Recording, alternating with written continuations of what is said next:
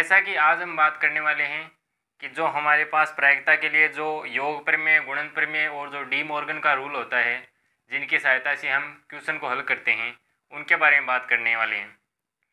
और पिछली क्लास में जैसा कि हमने देखा था कि जो हमारे पास घटना होती हैं उनको गणितीय संकेतन में कैसे लिखा जाता है। तो चलिए आज की क्लास को शुरू करते हैं। तो सबसे पहले बात करें कि जो हमारे पास योग प्रमेय होती है प्रायिकता के लिए, उसके बारे में। तो सबसे पहले बात की जाए प्रायिकता का योग प्रमेय। प्रायिकता का योग प्रमेय। अब हम समूचे सिद्धांत से जानते हैं कि जो हमारे पास नंबर ऑफ जो हमारे पास ए यूनियन बी होता है, ए यूनियन बी, वो किसके इक्वल होता है? Number of A plus number of B minus number of A intersection B के इक्वल होता है। ये हमारे पास समूचे के अंदर, समूचे सिद्धांत के अंदर यह जो कथन सत्य होता है। अब हम क्या करें, इसके अंदर इन सभी पदों के अंदर क्या करें, हम जो नंबर ऑफ सैंपल स्पेस है उसका भाग लगा देते हैं। तो नंबर ऑफ सैंपल स्पेस का भाग लगाएं तो कुछ इस प्रकार बनेगा, नंबर ऑफ सैंपल स्पेस, और इसमें भी नंबर ऑफ सैंपल स्पेस का भाग लगा देते हैं, और plus number of B upon number of sample space minus number of A intersection B upon number of sample space. तो ये हमारे पास हो गया प्रायिकता का फॉर्मूला कि जो हमारे पास संभावित घटनाएं हैं और नीचे आ गई कुल घटनाएं।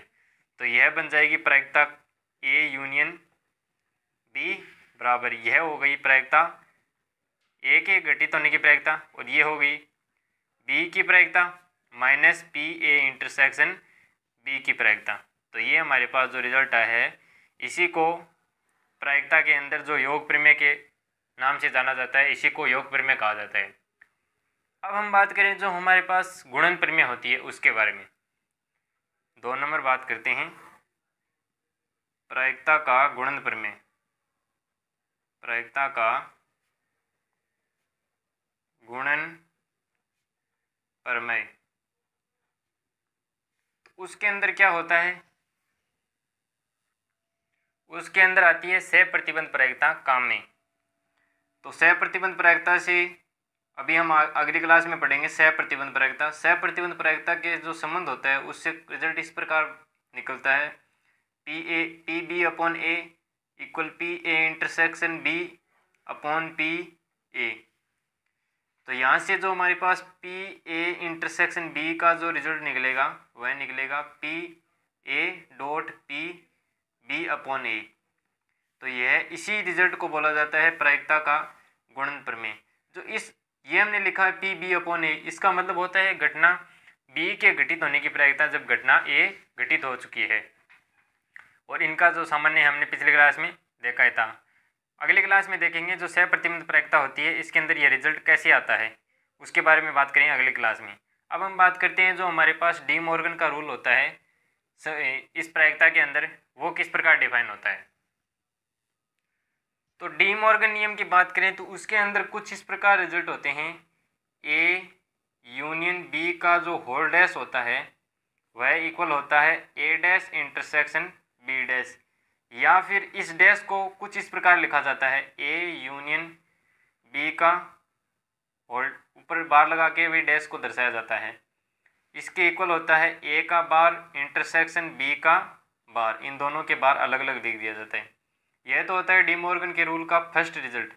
अब लिखते हैं सेकंड रिजल्ट। तो सेकंड रिजल्ट के अंदर आता है इंटरसेक्शन ए इंटरसेक्शन बी का डैश, यह इक्वल होता है ए डैश यूनियन बी डैश, या फिर डैश को कुछ इस प्रकार लिखें तो ए इंटरसेक्शन बी का पूरे का डैश इक्वल ए का डैश यूनियन बी का डैश। तो ये हमारे पास होते हैं जो डी मॉर्गन के अंदर जो रिजल्ट होते हैं डिफाइन होते हैं, वह कुछ इस प्रकार डिफाइन होते हैं।